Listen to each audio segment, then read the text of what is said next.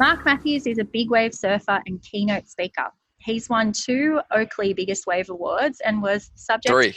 Oh, it's 3. I actually read that on your website. I thought it was 3 too. Pardon me. He's won 3 Oakley Biggest Wave Awards and was the subject of the 2011 Fighting Fear documentary that told the story of his recovery from a terrible injury and how he fought to overcome his biggest fears. On this podcast, we love to interview interesting people in business, especially when we have the same clients and the same values. According to his website, Mark is obsessed with the relationship between personal growth, high performance, and fulfillment, which makes him instantly interesting to most of our clients who value exactly the same thing. I've known Mark since high school, and he's always had a reputation for being an excellent surfer. But it wasn't until we were at a wedding about 5 years ago when I got to see how good Mark was at storytelling. His best man speech was one of the best I've ever heard. Mark, how do you get from being a pretty shy guy in high school to speaking in front of thousands every week? And can you tell us a bit about the work that you're doing now? That transition, going from stuttering in front of a classroom and refusing to ever speak in front of people to becoming a keynote speaker, was way harder than learning to surf big waves that could kill me. Like, way scarier, way more nerve-wracking, took forever. But it proved to me that I could take what I learned in surfing about dealing with that sort of stress and fear and apply it to a completely different area. And then that way I realized that the same tools kind of apply regardless of what your fear or stress is or what your goal is. The same tools of managing the fear and stress apply regardless. And I mean, it just took lots of work, like lots of, untold amounts of money on public speaking courses, facilitation courses, and then just slowly but surely building the experience by just getting up in front of anyone who will listen, like the wedding speech, and telling stories. Yeah. I mean, see, I went the other way around. So I came through school and, as a pretty confident public speaker. I did all the debating and stuff at school. I was happy in my element in front of the whole school talking. Like, I was fine with that. But I didn't start surfing until later in life, and that scares the hell out of me. So, yeah. We're the opposite. Yeah. But I don't think it works as well to try and take what you can do as far as public speaking and apply it to the surf. I feel like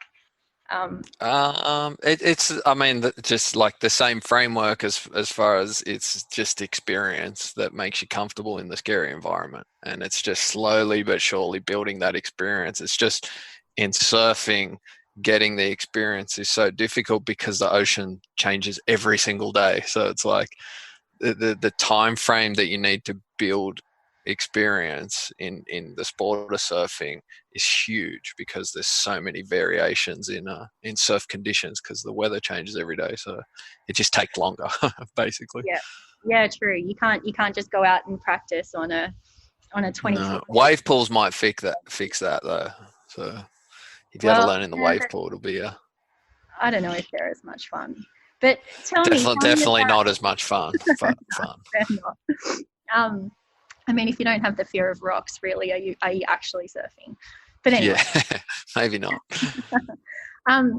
Storytelling, like that best man speech. Honestly, like, I had no idea that you had that in you, actually. So, it was just a really great surprise.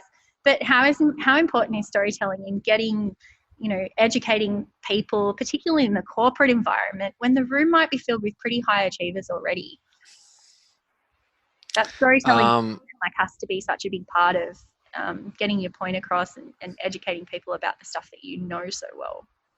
Yeah, I think it's by far the most important communication tool that you can have. Like, you can read all the how to do something, or you can explain and teach people this is how you do things. But to get buy-in from them, for them to like believe what you're saying, to do it through story is so much more powerful because the story can like evoke emotion, and that draws people in. So like 2 different people can say the exact same thing about, let's say, how to diet in order to lose weight. Yeah. But if one just says, do this, this, and this, and that's it, the chances are that that audience, only a small few will do it. But if one tells an amazing story or journey of how it's changed their life because they followed these rules, and it's really explicit and draws them into the emotion, then you're going to have more chance that that audience will, like a greater number will do what they're hearing or the lessons.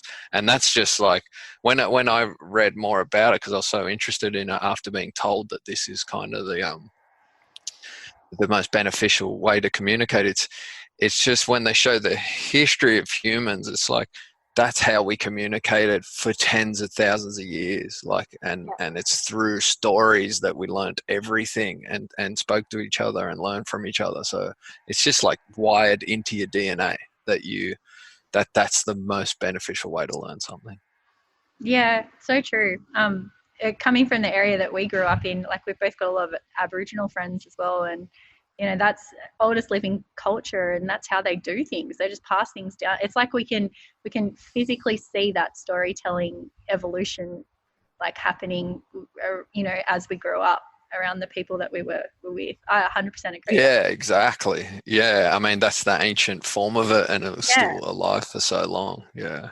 And now there's just all the modern forms of it, and then you just add the new digital age and all the different technology, but you just got to still keep the storytelling element into whatever you're trying to tell someone. I think seems to be the most valuable.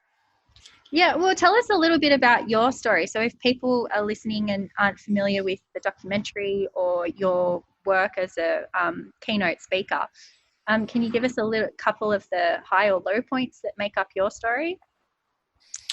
Yeah, I mean, I bet I've surfed big waves professionally for about 15 years, and I mean, whenever I show audiences the footage of photos of what I do, they're sure that I must be crazy or maybe have some kind of brain defect, so that I don't, like they think that I mustn't feel fear to be able to do that. But when I explain to them, it's like it's not like that at all. I feel fear just like everyone else, but it was just through like a desire to want to build a career out of the sport of surfing, like that really strong desire, that I was able to push myself to get the experience to make surfing big waves like relatively comfortable for me eventually, and be able to perform in that scary environment. And then so I've done that for 15 years. And my whole thing was that I was never really the most talented surfer as a kid. There were way more talented surfers out there. But I learned early, in order to kind of compete with those more talented surfers and be more valuable to the companies that wanted to sponsor surfers, for me to compete with the more talented surfers and be more valuable, I just learned to surround myself with really talented people, like the best filmers, best photographers, best water safety crew, like all the people that surround me. They make me more valuable than all the other surfers out there, but that are more talented than me. So that was kind of what I learned in my surfing career. And then I went through some like highs, winning the Oakley Awards, and then multiple like areas of lows, like bad wipeouts and injuries and stuff like that. The latest of which is probably the worst, where I dislocated my knee and which left me with a permanent nerve damage, so I can't use my foot anymore. And I was kind of told that I won't be able to surf properly again. I won't be able to get my surfing career is finished. And to me that that was 2.5 years ago, around about, and I'm just getting to the point where I can get my big wave surfing career back on track after like sort of a 2-year rehab period.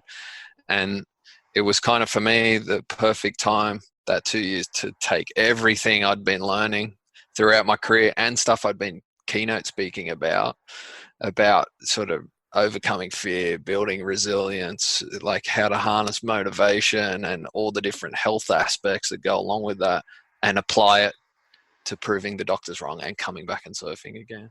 So for me, that was like the perfect way. And now I've just been telling the last sort of 6 months, year, while I've been injured, I've been telling that story that's happening right now. And it just seems that that's resonating the most with people compared to the stuff that I used to talk about, just because it's real time, it's happening, and kind of evidence that that what I'm talking about works if you And apply you're it. really, Because I've gone from, I think, I don't know, doing like 10 or 15 keynotes a year to now doing like 60 in the last like 12 months and just off the back of telling these recent stories and what I've been doing, that's helped me so much. oh, wow. So it might be a bit off the questions that I sent through, but um, that whole, the being like exercise and sports scientist, that's where I sort of started my career. And as an athlete myself, one of the big things that is a really big shift in your career is when you stop doing that thing that you are really good at. And I know so many athletes who have gone through that whole cycle of depression, anxiety, um, loss of kind of your. I guess it's like it's what makes you. It's your identity. So um, and then to pull yourself up from that and build that resilience is one thing to do that um, in an athlete in a sport sort of setting, but I think that resonates a lot with corporates as well, because I think there's big changes that people might go through. That could be a new job, there might be a, I don't know, a big shift in the way people are working, and there are those really major lows.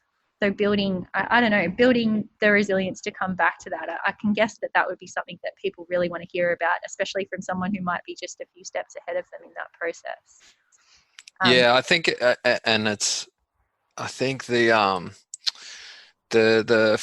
thing that makes or allows me to resonate with an audience a lot is because that it works in surfing, like so in big wave surfing, like managing the stress and anxiety of a dangerous sport. Yep. And it works there, and it works in me overcoming my fear of public speaking and managing the stress there and becoming good at that. So it's kind of like two examples of what seem like completely different worlds or fears, but it still works across the board. So I think, like, so then, because so many people have that fear of public speaking, whereas they can't relate to me overcoming a fear of riding huge waves, but they can relate to the public speaking one, and especially for corporates these days. And if you go like into the tech industry, when you get an audience of like highly skilled, most likely somewhat introverted tech engineers, like software engineers, Yeah. and then they need to be upskilled to be managers and then manage a team themselves. Like for them, and I know this because I'm introverted as well, is like that is the scariest transition ever, because all of a sudden you've gone just working on your own project, don't have to deal with anyone really, to then managing people and dealing with that social environment is terrifying. So it's kind of, I think that's where I relate to different audiences and ones that clients don't really expect, because they think I'm just going to talk about riding big waves. Yeah. Can we talk about change and change management? So our clients are typically going through some of those, major changes. We've got like lawyers and consultants, bankers, and traditionally they might have strived for the so-called like corner office, or but they're now having to work like hot desking or activity-based working, and I think there's this big shift in potentially how they have that opinion of themselves. So employees, I guess in our industry, employees, even at the top, no longer own a part of real estate, for example. So there's no sort of real estate award for, being really good at what you do and for having years of service. So there is this real dynamic shift, I guess. So with the digital transformation that you're seeing as well, and the power dynamic that's shifting to people who can be agile, change management is really needed to guide them along the way. Are there any strategies that you've learned in regards to those big life changes that you could, I don't know, sort of impart on the audience? I know one of them from, I don't know, it's like even letting go of that ego. So that opinion that you had of yourself, people are experiencing this right now, and they could really gain a lot, I think, from understanding that process of change that you've gone through. Can you talk a little bit about Yeah. change management stuff? Yeah, I mean, you can go into so many aspects of it, into so many details, but I think one thing that I've been playing around with recently, and it's like it's ancient wisdom, but it's just been brought up again with some recent neuroscience studies because they can see the brain working in certain ways, and it's really the application and of applying a perspective of where you're either going to be a predator or a prey, like your mentality. And it's like, and what decides whether you respond to any given situation of whether you're a predator or prey is whether the stress and the change is like forced upon you, or whether you go out and seek the change and look for it and then take it on head on. So if it's forced upon you, you become like a scared prey animal, like a rabbit. And the way your physiology and all the neural circuitry in your brain works then is that it's like an overstimulation of stress hormones, and your capacity to then deal with the change is so much lower.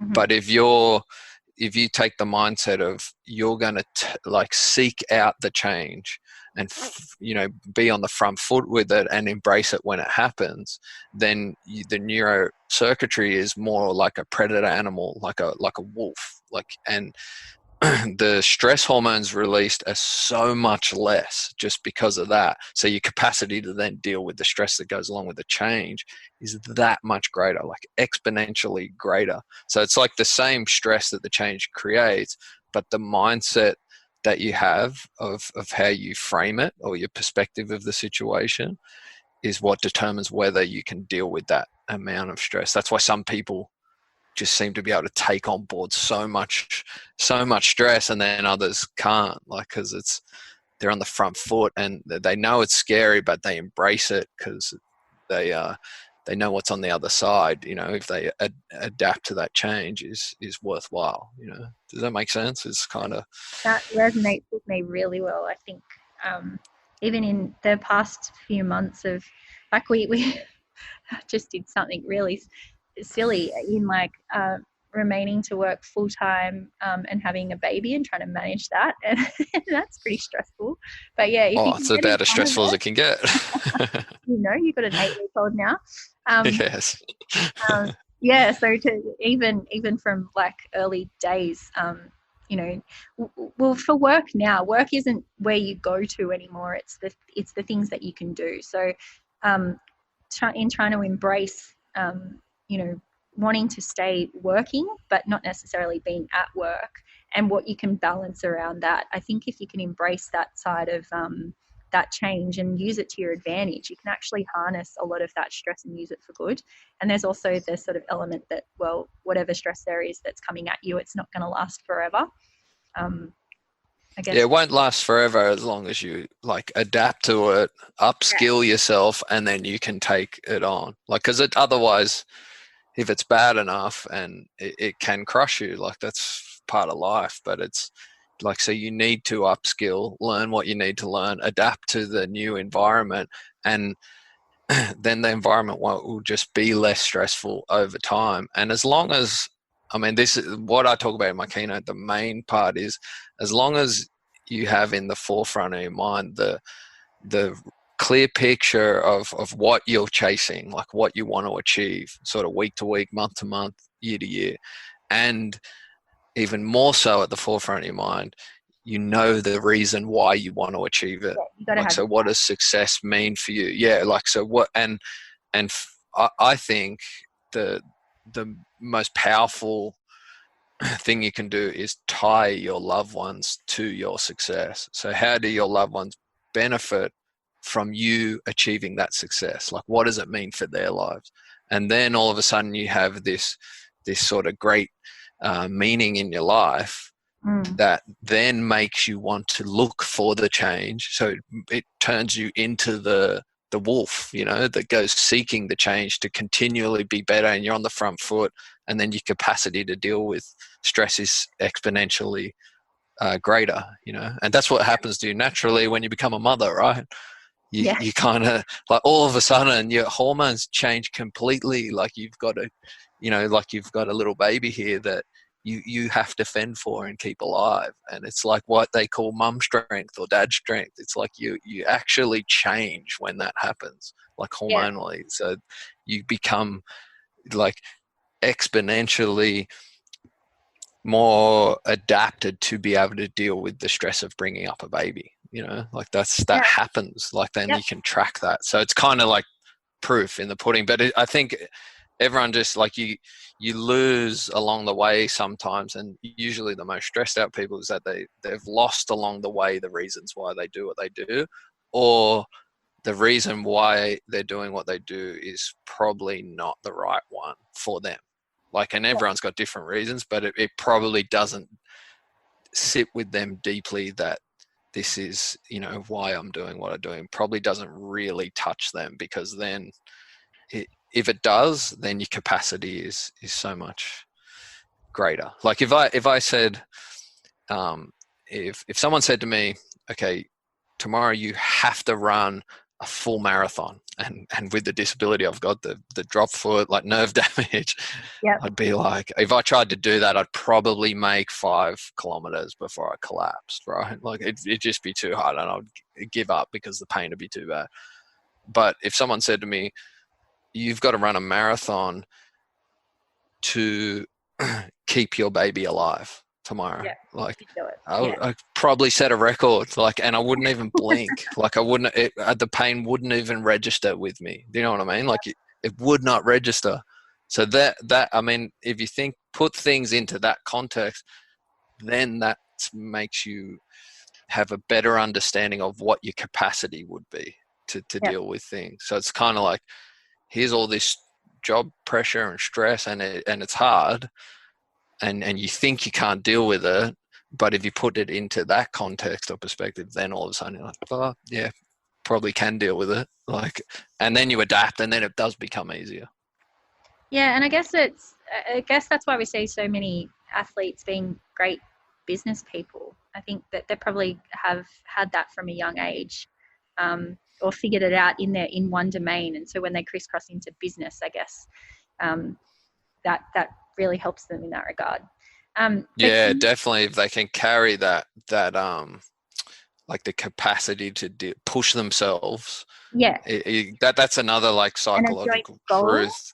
Yeah, Yeah, if you can do that in one area of your life, it doesn't necessarily, it builds your courage to do it in another area. So you might not be necessarily, you still got to build the skill to do it in that area, but if you have found out that you're courageous in one area of your life, then you're most likely to be able to carry the courage into the other area, or carry the motivation, you know, like an athlete might carry, they know that they can be that motivated, push themselves that hard at something. yeah, So they can carry that, you know, because they've learnt to push themselves in that way, which is valuable. Yeah.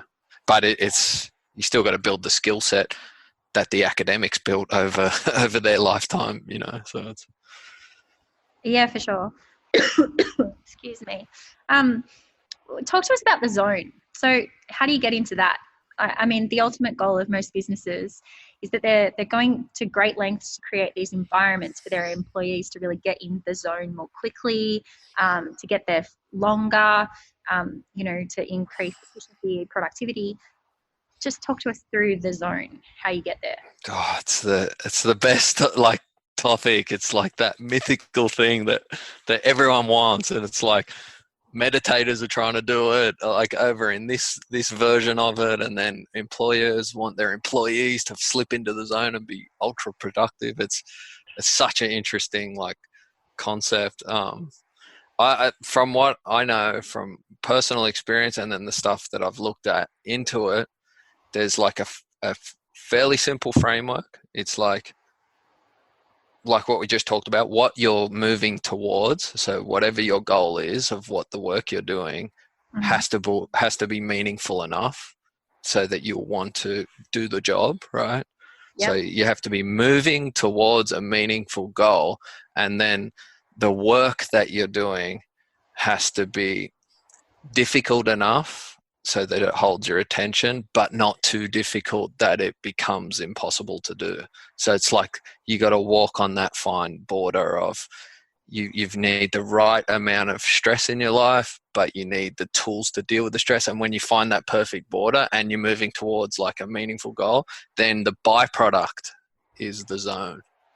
You know what I mean? Like, because then you slip into the zone and you have more moments through your life that where you're in the zone because you're moving towards something that's meaningful.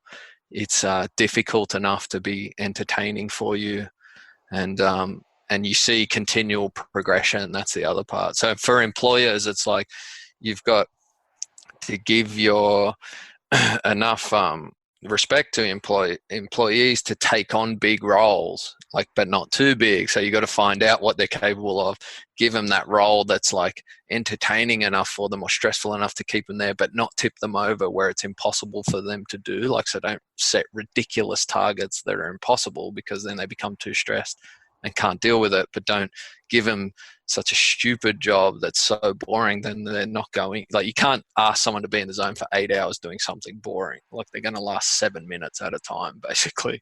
And they'll get 2 hours of workout for you a day. But if that's the job, then that's all you can sort of expect from that work, you know. So, but if you can find that perfect mix, and then, like you're saying, when you're trying to retain talent for a company, it's like if what the company's doing is not meaningful to the employers, then it's going to be difficult for them to put in that effort, find the zone in what they're doing, because the meaning's the important part. Unless they can just tie that financial gain from the job to other aspects of their life that are important, then you can kind of tie it. But then you'll find it more often when the work's the perfect balance between difficult and you can bring your skill set in and make it just that fine line. Yeah. I've heard people explain it with a psychologist explains it amazing. It's like you walk the line between order and chaos. And it's like chaos is the whole land of opportunity and difficulty that's out there, and order's your skill set that you bring to that you can extract benefit from the chaos, and you walk that fine line. And that's like a Taoist principle, like the yin and yang. You know, the yin and yang. Yeah. That's what that symbolizes, because that's like the meaning of life, to walk that line, and then the side things are the zone or happiness, like they're the byproducts of it. And I think if you apply that to work, then it works. How often are you in the zone? Are you in the zone when you're like 30-foot waves? Yeah, so for me, so surfing, like the moments are when I'm exactly what I'm explaining. It's like on the knife's edge or the border between order and chaos, and the chaos is the wave, like the huge wave that I'm surfing, and the order is my skill set that I bring to that environment. And then when I'm on that like knife's edge between wiping out and riding the wave perfectly, then I'm just, the natural byproduct of that is the zone. Like and then it's the same thing if I'm on stage in front of a big audience or doing a podcast with you. Like, it's when it's engaging enough and the reason why you're doing it's good enough, then you don't think about anything else.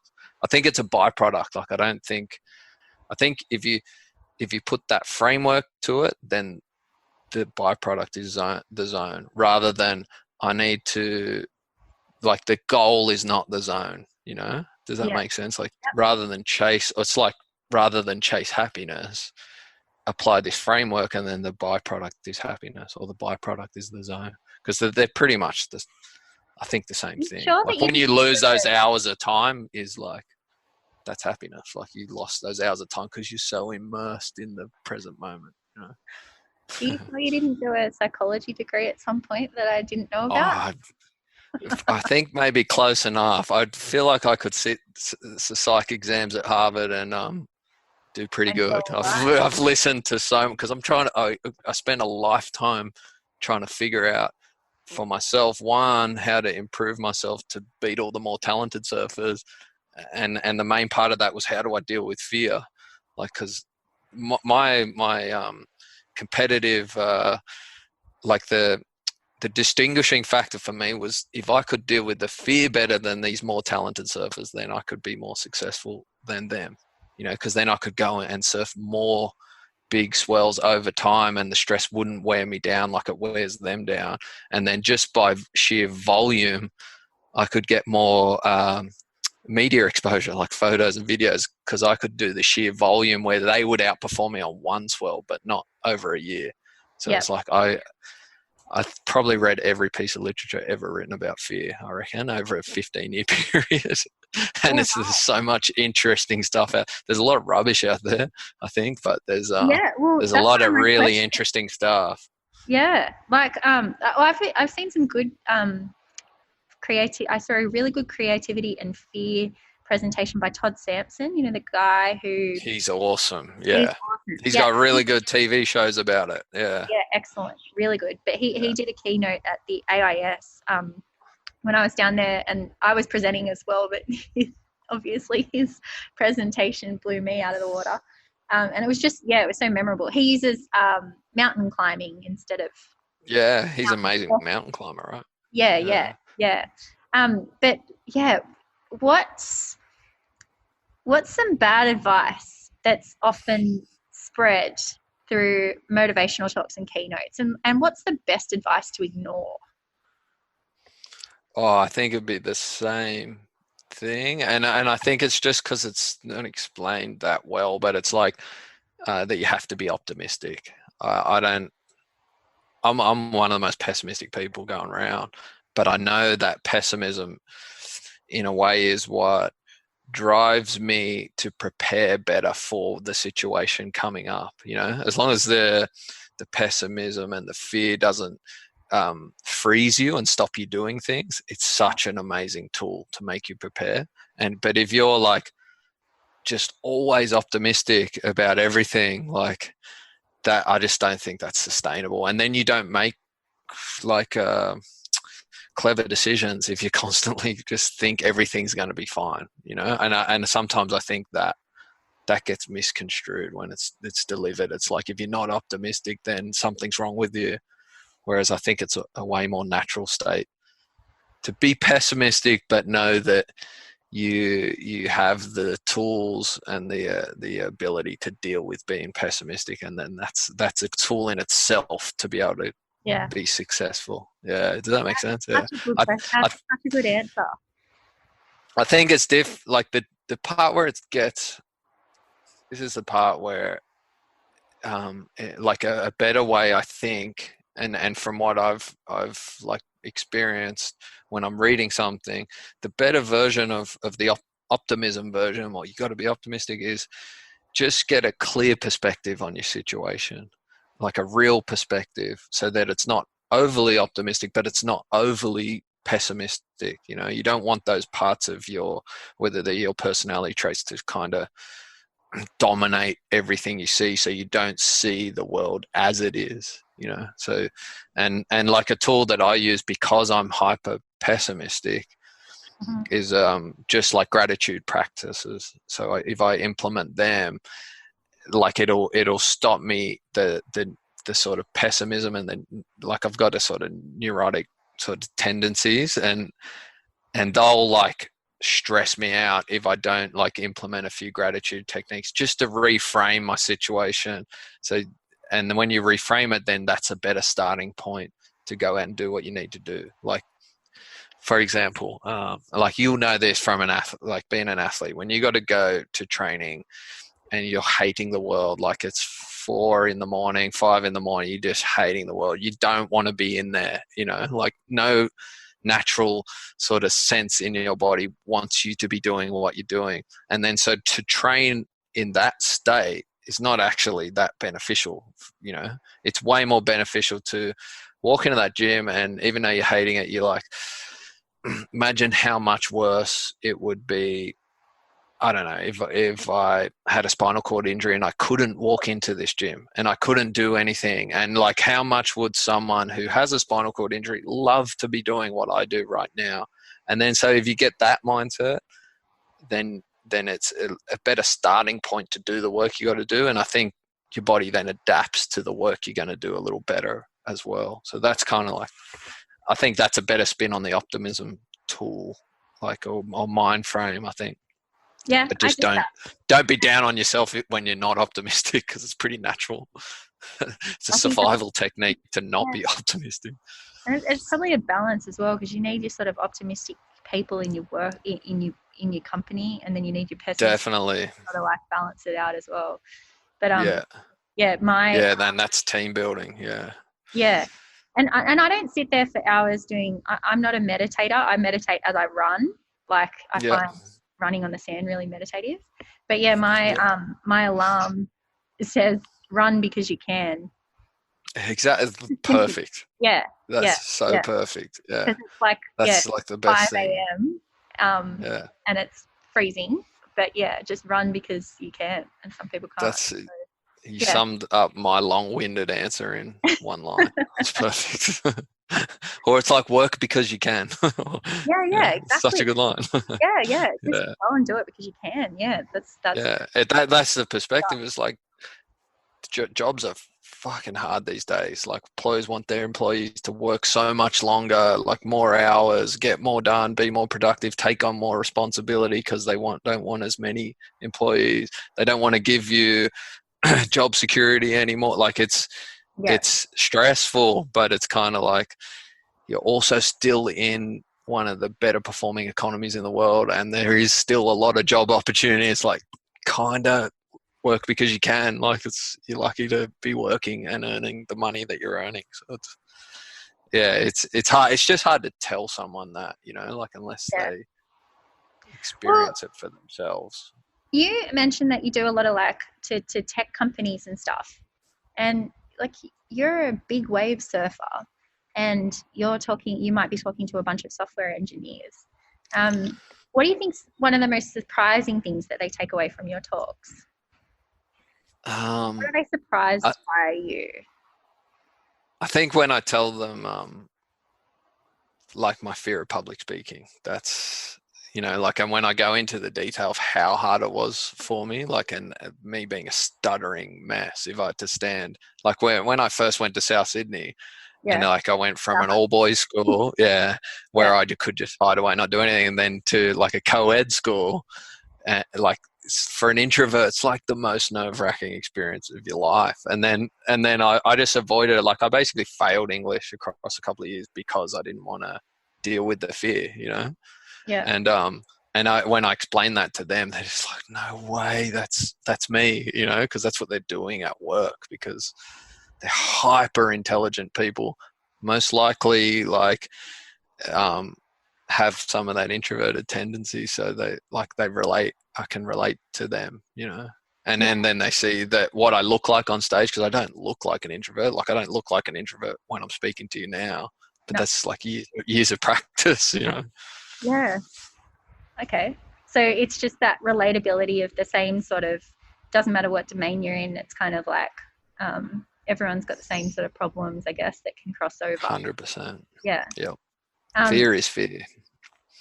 Stress is stress. Work is work. Like performance is performance. It doesn't matter what you want to be good at performing at. The framework to do it is still the same. Yeah, right. What are some tips that you have for getting that rapport or that respect with the crowd for a keynote talk? I mean, I have to speak at a conference next week, so I'll just take all of it.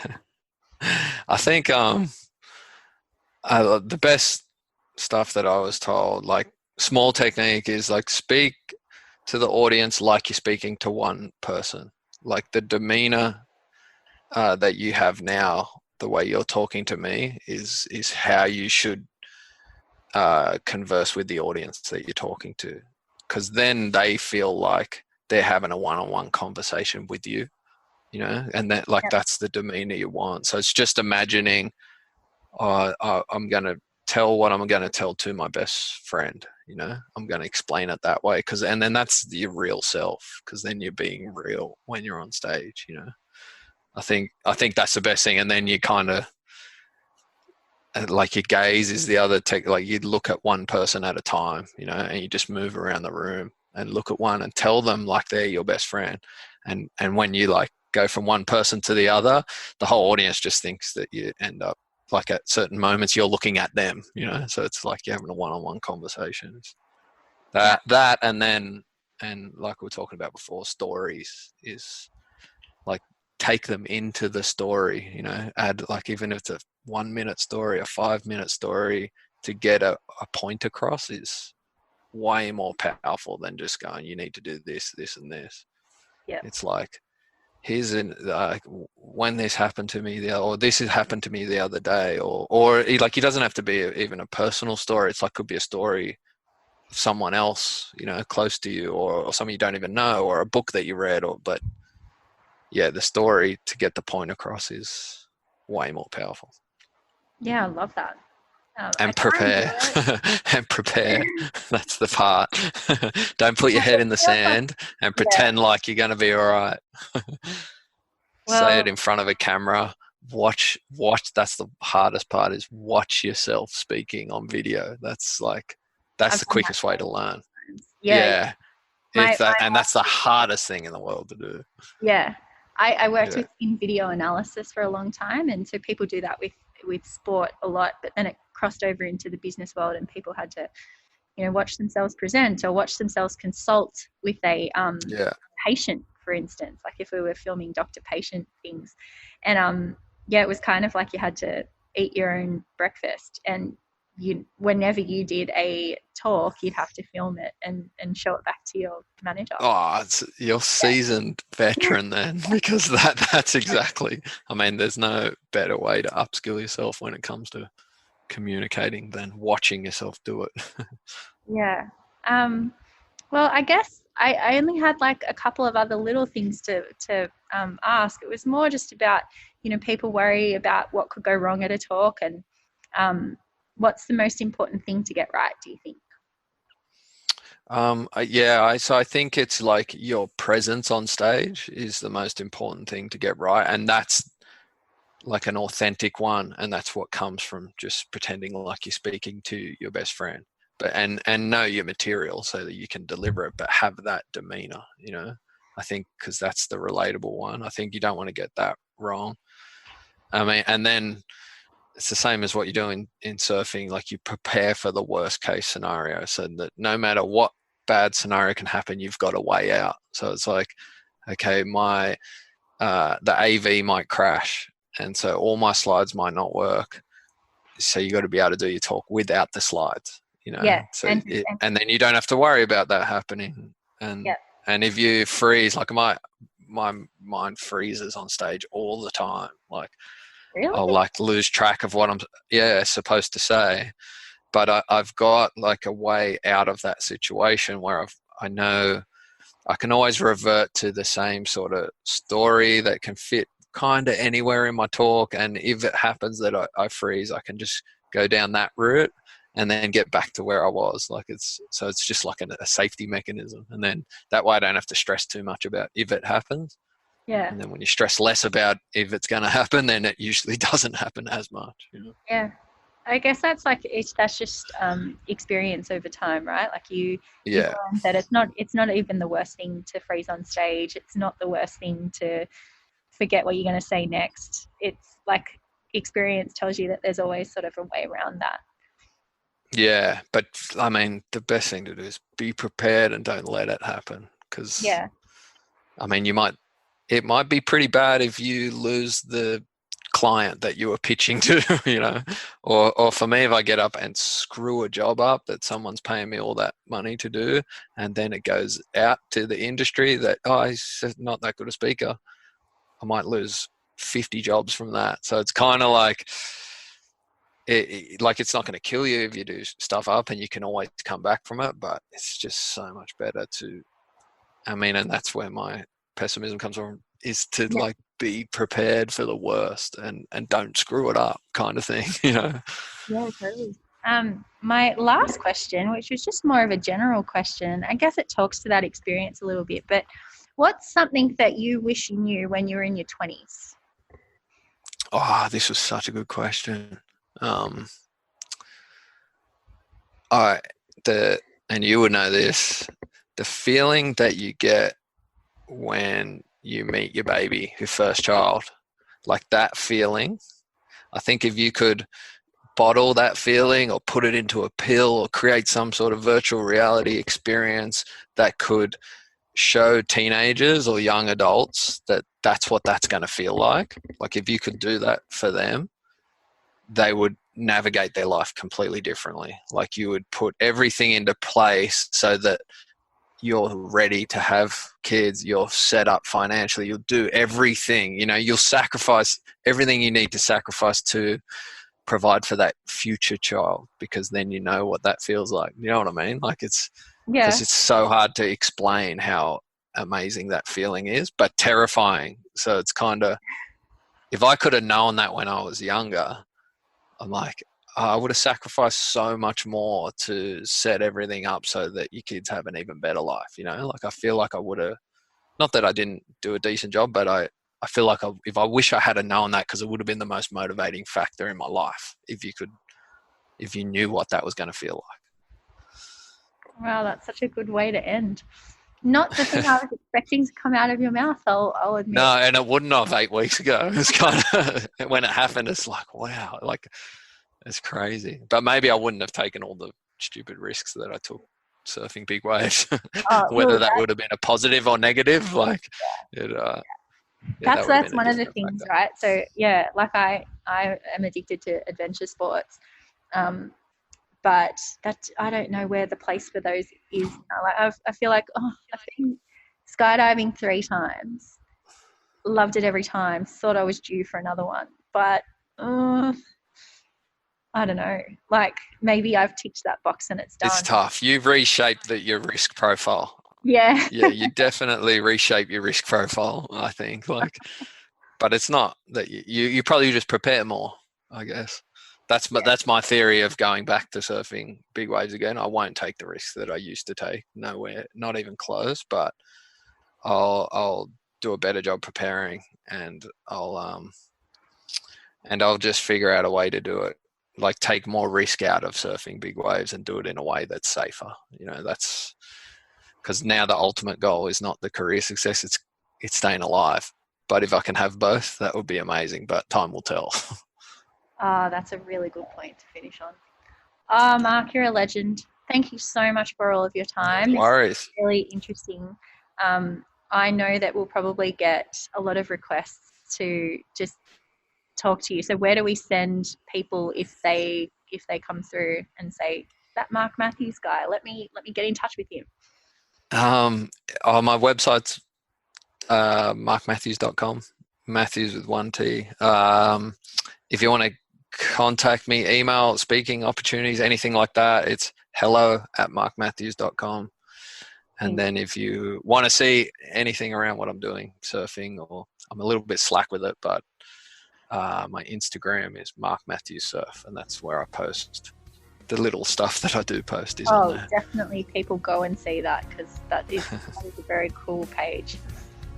Okay, thanks so much, Mark. And if I get any requests directly, I'll just send them straight on to you. That would be awesome. Thank you so much. All right. Thank you, Mark. All right, Landell. Thanks. Bye.